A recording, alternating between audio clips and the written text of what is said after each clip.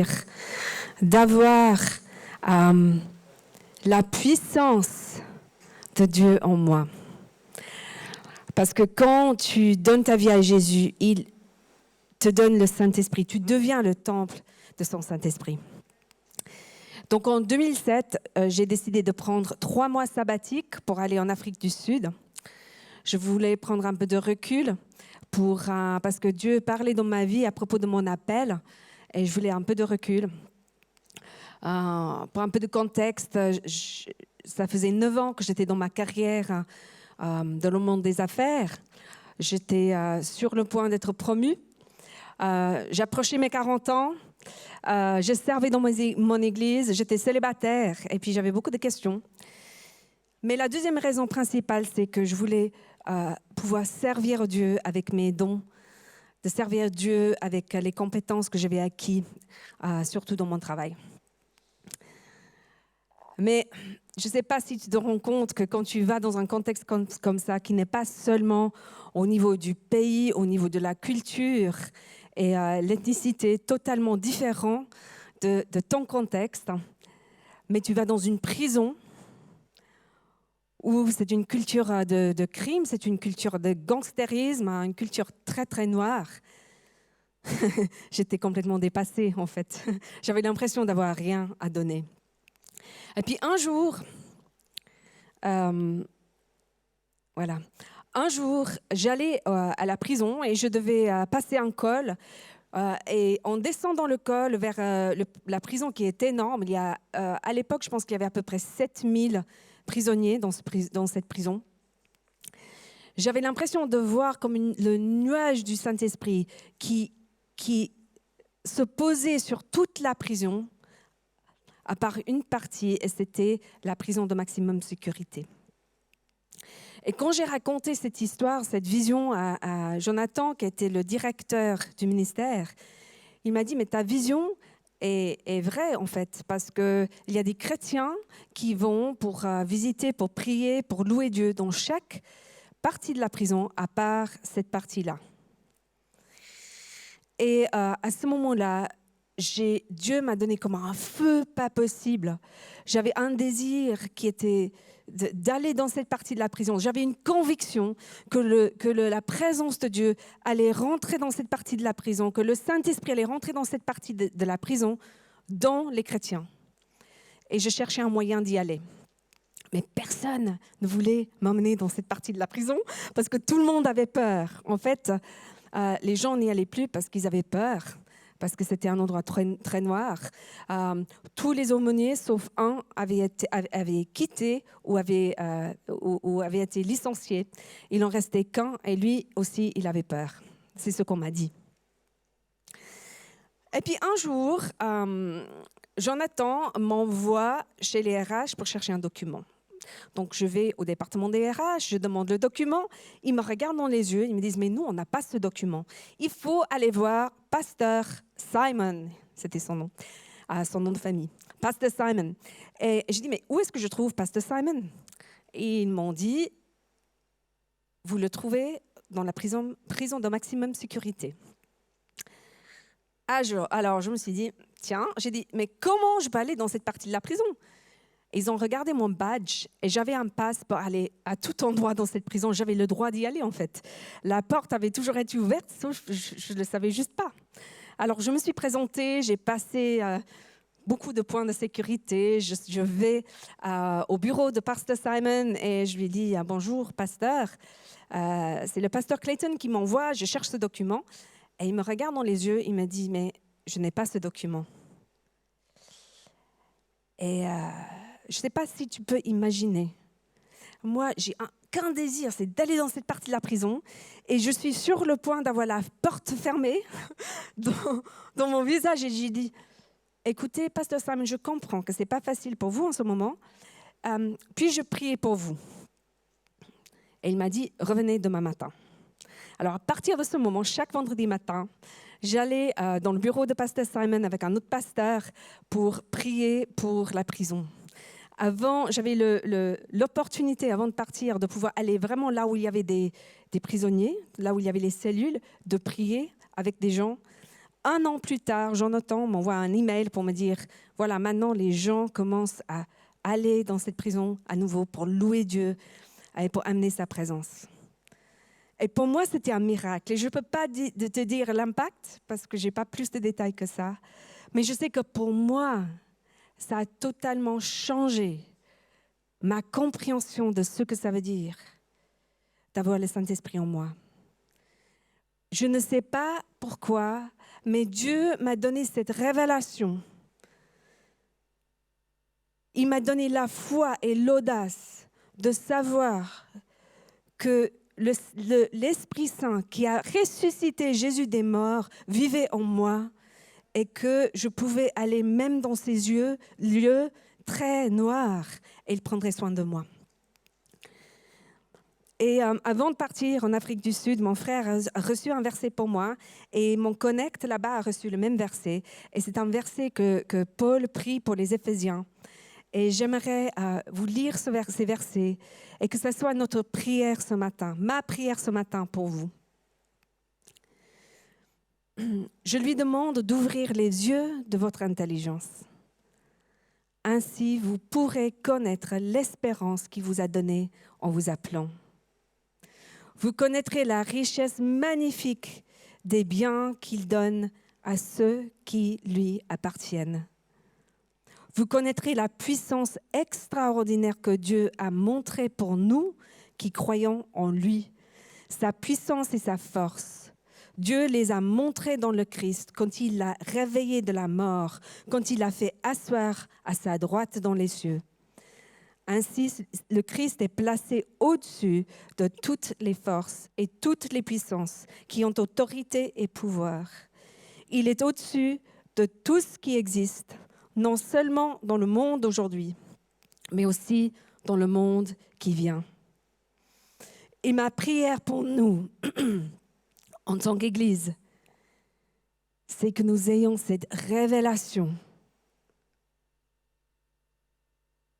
de la puissance de ce que Jésus a fait pour nous sur la croix et ce qu'il est en train de faire en nous et à travers nous par son Saint-Esprit, ici à Genève, dans ton entourage.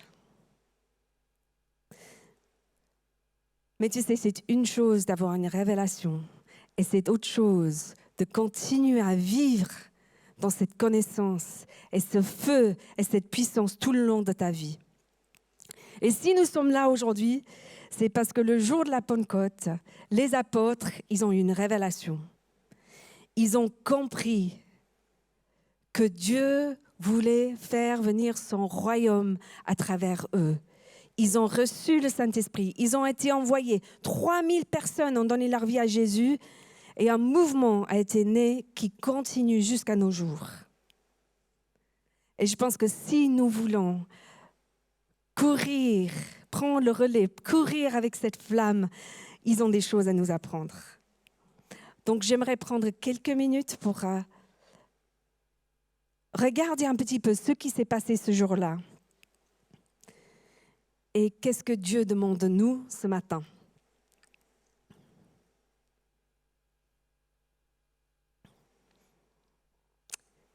Tu sais, le livre des Actes ouvre avec l'ascension.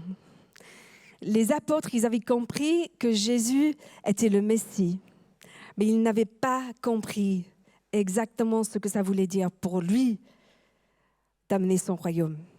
Et ils montent au ciel, les apôtres, ils vont à Jérusalem, et le jour de la Pentecôte, 10 jours plus tard, Dieu déverse son Saint-Esprit sur eux. Et là, il y a quelque chose qui change. Et pour eux, une chose qui aurait été claire, au moins pour certains, qui n'est peut-être pas claire pour nous, c'est que la Pentecôte est une fête juive qui se passe 50 jours après Pâques. À Pâques, ils fêtaient leur livraison de l'esclavage en Égypte par Dieu. À Pentecôte, ils fêtaient, c'était une fête de récolte, mais c'était aussi une fête où ils fêtaient le fait que Dieu leur avait donné la loi à travers Moïse. Donc, à Pâques, ils ont été libérés Et à Pentecôte, ils reçoivent la loi, le moyen par lequel ils allaient pouvoir vivre avec Dieu. Et nous, à Pâques, Jésus, il meurt pour nos péchés. Il est ressuscité. Et à Pâques, on reçoit le Saint-Esprit. C'est le moyen par lequel on peut vivre cette nouvelle vie qu'il a rachetée pour nous à Pâques. Et c'est important parce que la réalité est que j'ai besoin du Saint-Esprit pour être transformée. Je ne peux pas le faire toute seule. Et à Pâques, quand Pierre il a commencé à prêcher, il a commencé à expliquer qui était Jésus, la mission de sauvetage qu'il est venu faire, 3000 personnes ont eu la révélation aussi ce jour-là. Et il demande à Pierre, mais qu'est-ce qu'on fait alors ? Si Jésus est venu nous sauver, qu'est-ce qu'on doit faire ? Et Pierre dit le suivant.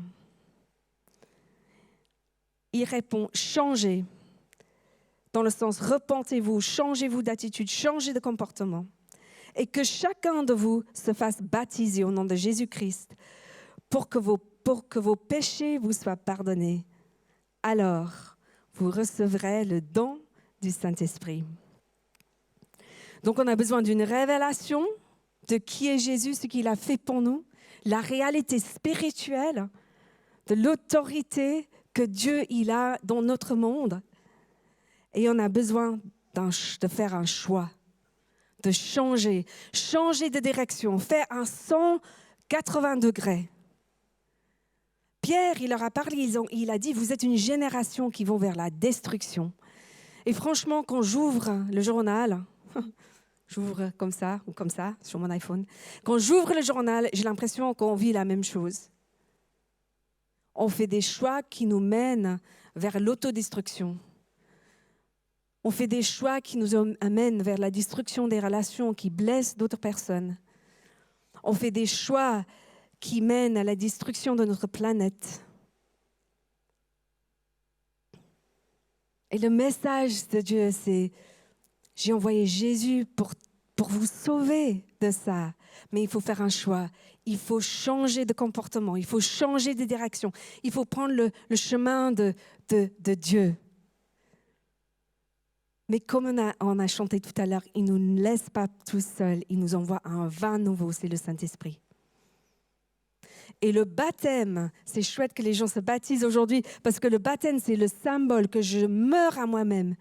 Je vais dans l'eau et quand je lève, je vis une nouvelle vie en Jésus. Jésus a fait ça une fois pour toutes et nous, on est baptisés une fois pour toutes parce que c'est la réalité spirituelle. J'ai cette nouvelle vie, mais je peux dire j'ai besoin de toi, j'ai besoin de ton Saint-Esprit pour vivre cette réalité qui existe dans le monde spirituel. Vous êtes avec moi? Ouais, merci Gaëlle. Mais ce n'était pas tout. T'imagines si 3000 personnes aujourd'hui étaient là et donnaient leur vie à Jésus? Avec Adrien et les pasteurs, on aurait une casse-tête. Qu'est-ce qu'on fait avec 3000 personnes? Comment garder ce feu? Comment amener cette bonne nouvelle autour de nous? Mais à la fin du livre des Actes, Luc pose comme une fondation.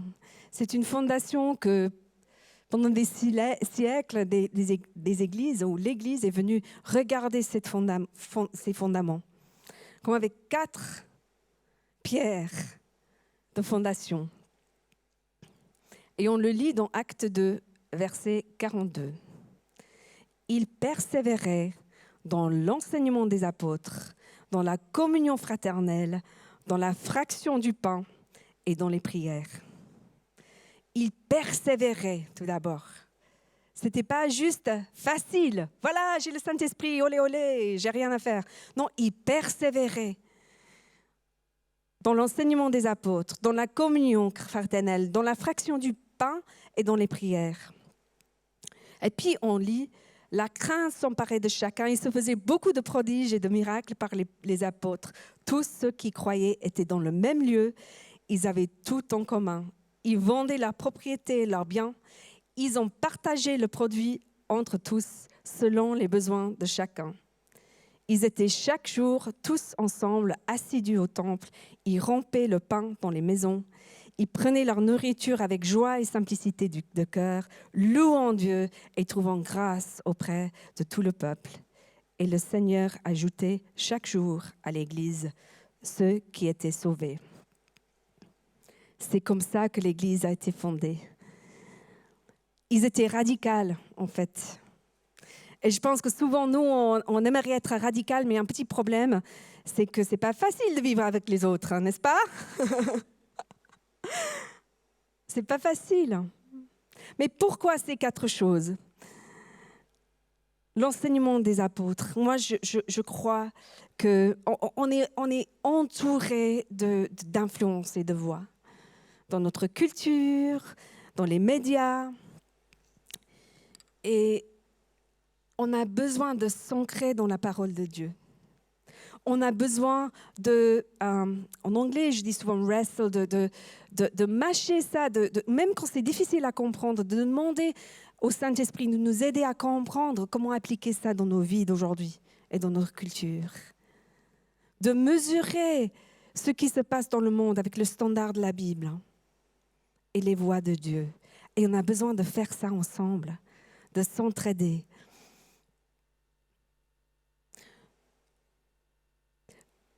Une chose qui me dérange dans notre société et notre génération, c'est l'égoïsme et l'individualisme. Et je pense que c'est une des choses que je dois constamment me mesurer contre le standard de la Bible. Quand je suis retournée après mes aventures en Afrique du Sud, dans le monde des affaires, et c'est un peu... pas partout, mais un peu chacun pour soi. Je dois montrer qui je suis, mes compétences, etc. Je dois constamment me mesurer sur le standard de la Bible. Il y a une histoire d'un gars qui voit une vision. Il va dans une pièce où il y a un grand festin sur une table. L'odeur de la nourriture est exquise. Mais les gens autour de la table meurent de faim. Ils sont tristes. Ils ne sont pas en bonne santé. Et puis, il voit que chacun a une cuillère, mais la cuillère a une tellement longue manche que quand quelqu'un essaye de mettre sa cuillère dans le pot, il n'arrive pas à amener la cuillère à sa bouche. Et il se dit, ça, c'est une image de l'enfer, où il y a en abondance, mais les gens, ils meurent de faim. Et puis, il est amené dans une autre pièce, presque le même, le grand festin, les gens autour de la table, l'odeur d'une bonne bouffe. Mais les gens, ils sont heureux, ils sont en bonne santé. Donc, il regarde pour les cuillères, c'est les mêmes cuillères. Et puis, il voit quelqu'un prendre sa cuillère, la mettre dans le pot et nourrir la personne en face. Et il se dit, ça, c'est une image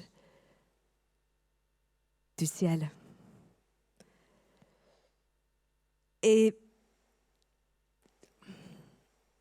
je pense que souvent, le mal que l'on fait l'un à l'autre nous amène souvent à se retirer parce qu'on a été blessé.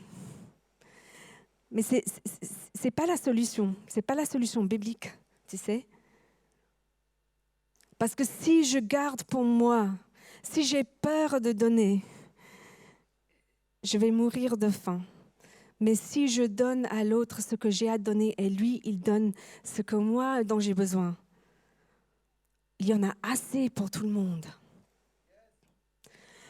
Et je m'ai vraiment mis ça à cœur aujourd'hui, cette histoire non seulement du fait de sa parole, mais de la communauté, de la communion fraternelle dont Luc parle,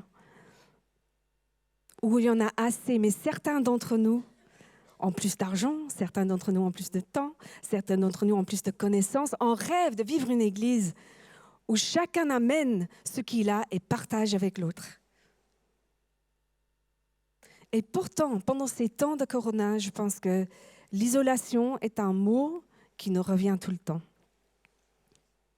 Ça a été difficile de se voir. On a même les images des gens, la personne qui a sa conférence Zoom et de la taille jusqu'en haut, bien habillée, mais de la taille jusqu'en bas, c'est le pyjama et les pantoufles. On n'a pas envie que les gens y voient ce qui se passe vraiment dans nos vies. Et je suis convaincue que l'Église est une des seuls endroits dans le monde où un CEO et quelqu'un, un sans-abri, peuvent être côte à côte à la table, en égalité, parce qu'on est tous des pécheurs qui ont besoin qui sont sauvés par la grâce de Jésus. C'est juste qu'on a des ressources différentes. Et j'ai parlé un petit peu plus longtemps que je ne pensais à propos de ce point, mais j'ai vraiment à cœur que l'on comprenne ce point, qu'on est dans un moment clé où on a le choix. Il y avait des mois où on ne pouvait même pas venir à l'église, mais qu'est-ce que tu choisis de faire? Est-ce que tu choisis d'être en communion avec tes frères et des sœurs? Tu ne dois pas partager tout ce qui se passe dans ta vie avec tout le monde dans l'église. Non, ce n'est pas ça que je dis. Mais est-ce que tu as des gens, des frères et des sœurs en Christ qui savent ce qui se passe dans ta vie? Est-ce que tu leur demandes de te soutenir? Est-ce que tu soutiens les autres? C'est ça ma question. On va faire plus rapidement les 2 derniers points. La fraction du pain, la communion. C'est justement cette image-là. Jésus leur a demandé de le faire et chaque génération de l'Église le fait. Dans chaque dénomination de l'Église, on prend la communion. Pourquoi? Pour se rappeler de l'essentiel de notre foi. Quoi qu'il arrive dans ma vie, quoi qu'il se passe dans mes disputes avec mon voisin, je peux venir à la table, me rappeler que le corps de Christ a été cassé, rompu pour moi, pour que je puisse être entière, pour que mes péchés puissent être pardonnés, qu'il a versé son sang pour moi, sa vie pour moi sur la croix, pour que je puisse revivre, pour que je puisse recevoir sa vie, son Saint-Esprit. Et donc, on va faire ça aujourd'hui. Tu as probablement, on t'a proposé les petites coupes en rentrant. Et on va faire ça dans quelques minutes. Pour ceux qui considèrent que Jésus est leur sauveur et qu'ils font partie de cette famille. Parce qu'on dit aussi, quand je romps le pain, on est nombreux, mais on est un corps.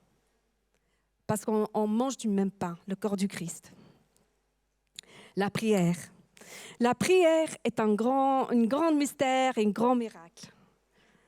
Je peux communiquer, je peux être en communion, je peux partager mon cœur avec le Dieu de l'univers et il peut partager son cœur avec moi. Ce n'est pas juste que je prononce des paroles qui vont dans le vide, mais le Saint-Esprit qui vit en moi m'aide dans ma faiblesse à communiquer avec Dieu. Et pendant ce moment, je peux demander pardon pour mes péchés. Je peux être pardonné, je peux être guéri. Et quand on prie ensemble, tu sais ce qui se passe. Quand je prie, c'est comme si Dieu, il partage son cœur, il partage sa volonté. Et ma volonté commence à s'aligner avec la sienne. Et quand on prie ensemble, la même chose se passe. Dieu amène une unité. J'ai vu ça cette semaine. Le groupe des femmes qui priaient et chaque fois que quelqu'un postait ce qu'elle avait reçu, je voyais que c'était en accord avec ce que Dieu était en train de me parler à moi aussi et je voyais une unité qui sortait de là. Alors n'arrêtons pas de prier ensemble parce que Dieu a une mission, pas seulement pour chacun de nous, mais pour nous, ok, dans la ville de Genève.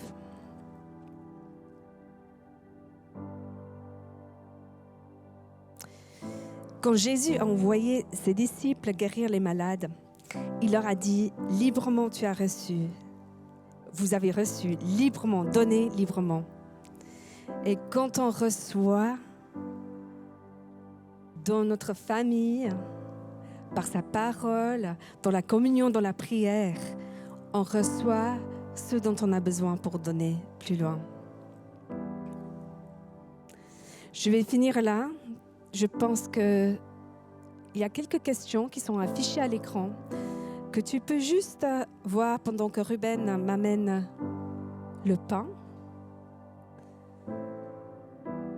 Juste pour te demander, pendant ce moment de communion, qu'est-ce que Dieu t'a révélé aujourd'hui à travers son Saint-Esprit? Je pense qu'il a parlé à chacun. Qu'est-ce qu'il t'a révélé personnellement? Deuxièmement, pourquoi as-tu besoin de recevoir le pardon ou faire un choix de suivre, de changer et suivre la voie de Dieu?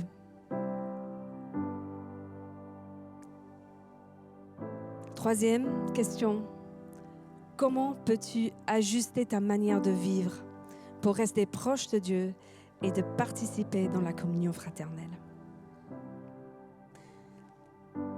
Alors prends ces questions ou les réponses avec toi pendant ce moment de communion. Et maintenant, je vais rompre le pain. Jean-Noël, tu peux juste tenir le micro pour moi? Donc j'ai amené mon pain, je vais symboliquement rompre le pain. Parce que la nuit avant qu'il soit trahi, Jésus, il a rompu le pain. Il a dit, ceci est mon corps qui est donné pour vous. Et puis après le repas, il prend la coupe. Il a versé généreusement.